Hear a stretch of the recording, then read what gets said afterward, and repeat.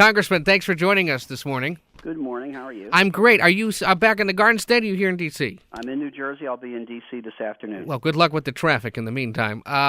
You just won what, your 10th or 11th term?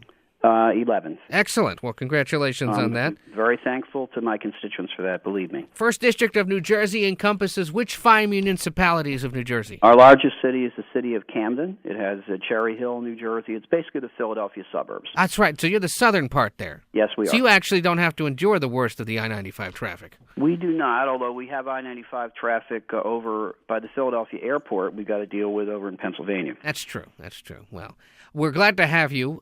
We wanted to bring you on, of course, because the marquee legislative task of the year, of the session, really, may or may not actually get addressed this week, where it is that the president and the speaker are getting awfully close to some kind of a deal that likely raises taxes on some of the nation's wealthiest, perhaps puts off the debt ceiling fight for another year, and would also require some cuts in entitlement spending.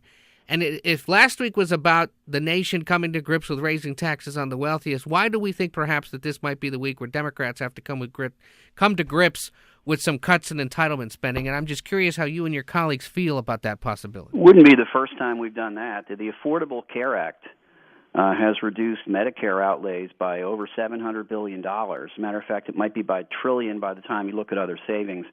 Democrats have actually approved restraint of entitlement spending. Republicans have added to it. Republicans added $400 billion in the Medicare Part D program without paying for it. Every penny of additional Medicare benefits in the Affordable Care Act was paid for. So Democrats are willing to make responsible changes in entitlements. But there's one thing I think you left off the list, and that is job creation in the short run. Republicans take as an article of faith that deficit reduction creates jobs. Democrats believe that job creation reduces the deficit. So we want in this agreement more transportation construction. We want tax cuts for small businesses and hire people. We want an extension of unemployment benefits for people looking for work in good faith. And I think that combination, plus some spending restraint, plus a modest increase in taxes on the wealthiest, would be a good plan for the country. So what you call funding to help create jobs and what Republicans call stimulus spending must be part of whatever deal the president and the speaker strike. That's right, because the immediate problem in the American economy is not the debt. That's a long-term problem of great significance. The immediate problem is too many people unemployed and not enough demand for storekeepers and car dealers and whatnot. And look, under President Clinton, when the economy created 600,000 new businesses and 23 million new jobs, we went from a deficit of $400 billion to a surplus of well over $1 trillion. That's the formula we should reapply. Well, you talk about infrastructure spending and construction, which a lot of it being done across the country right now, and frankly along the I-95 corridor, was paid for by the stimulus program that was passed back in 2009. But here we are at the end of 2012, and money is still being doled out, and the roads are still being fixed. That's a 3-year gap. What's to say that passing an infrastructure plan next week is going to immediately start putting Americans back to work when it appears that most of that money wasn't spent for a few years? There are hundreds of projects that have been approved, that have all their environmental approvals, that are ready to go. And remember, construction projects do not begin when people in hard hats go out with construction equipment. They begin when engineers and planners and others who are involved in planning the projects go to work. But if they're ready to go, those planners have done their job, right? Well, to some extent they have. There's other projects that could be planned. The statistics show that for every $1 billion in transportation construction, the country gains 35,000 jobs. We think there needs to be more. Something else we think needs to happen.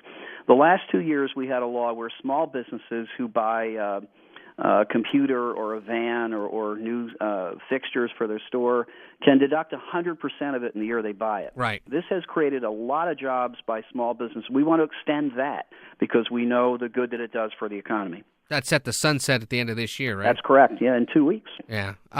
Okay, so whatever deal gets struck has to include some extra spending to help boost the economy. That's true, because the best way to reduce the deficit is to move people from dependency programs to being taxpayers and working. And that's the best way to do this. And the immediate problem in the U.S. economy, the immediate problem, is not the long-term debt. It is the long-term unemployment. And if we can take a bite out of that, get more people back to work, the deficit will begin to shrink. Fair enough. Congressman Rob Andrews, Democrat of New Jersey, in our remaining moments here, there are plenty of non-fiscal issues still percolating and languishing up on Capitol Hill, whether it's a farm bill, whether it's reauthorization of the Violence Against Women Act, whether it's reauthorization of the Foreign Intelligence Surveillance Act, whether it's reforming and overhauling the Postal Service, and all sorts of, whether it's that Sandy supplemental that your state, New York, need.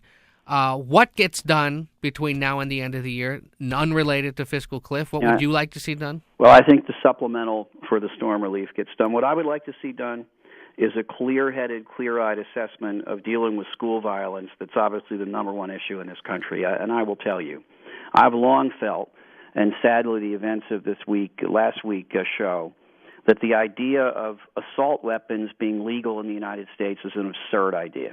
And I think the time has come to put an end to the fact that someone can have a weapon like this person had in that school on Friday. This is something I think we need to act on as soon as possible.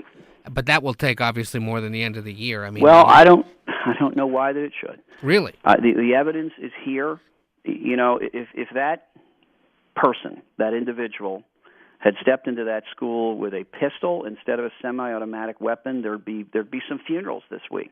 But there wouldn't be as many as there are. And I just think the idea that these weapons can be found in our movie theaters, in our schools, in our shopping malls, our college campuses is just intolerable. And the time has come to stop it is right now. All right. Congressman Rob Andrews of New Jersey, thanks for joining us. We'll talk to you again soon, especially as that debate rolls along.